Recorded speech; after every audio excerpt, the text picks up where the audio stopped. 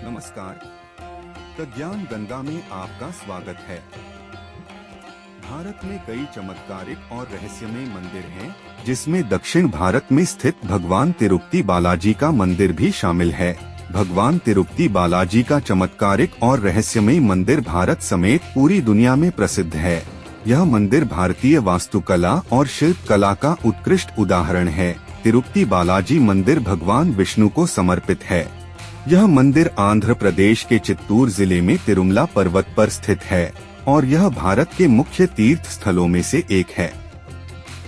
तिरुपति बालाजी का वास्तविक नाम श्री वेंकटेश्वर स्वामी है, जो स्वयं भगवान विष्णु हैं।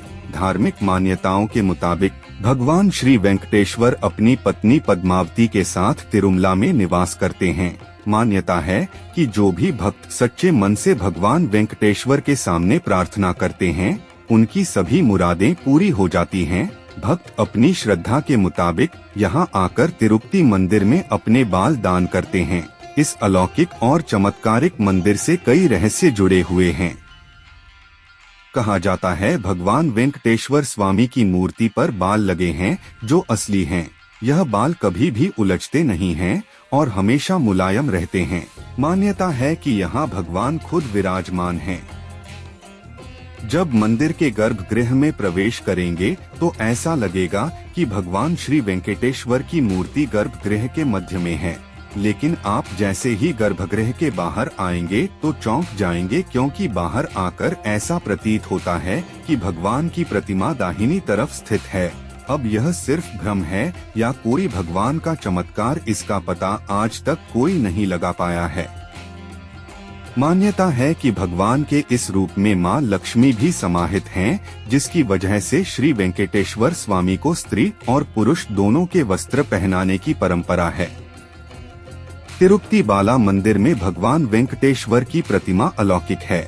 यह विशेष पत्थर से बनी है।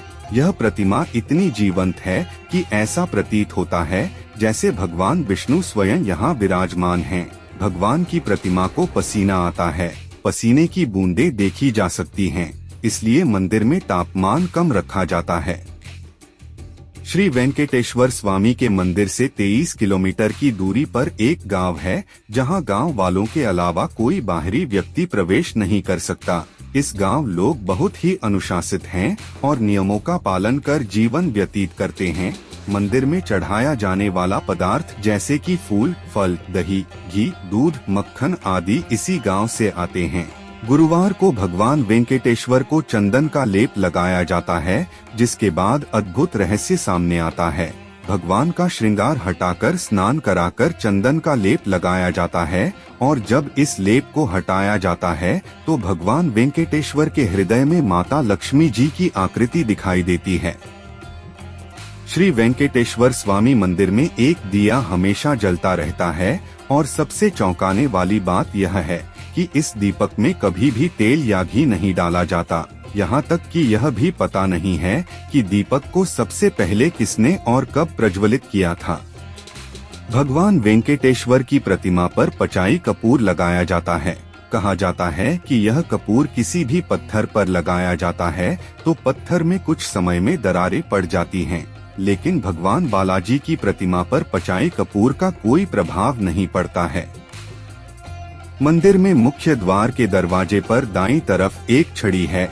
इस छड़ी के बारे में मान्यता है कि बाल्यावस्था में इस छड़ी से ही भगवान वेंकटेश्वर की पिटाई की गई थी, जिसकी वजह से उनकी ठुड्डी पर चोट लग गई थी। तब से आज तक उनकी ठुड्डी पर शुक्रवार को चंदन का लेप लगाया जाता है ताकि उनका घाव भर जाए।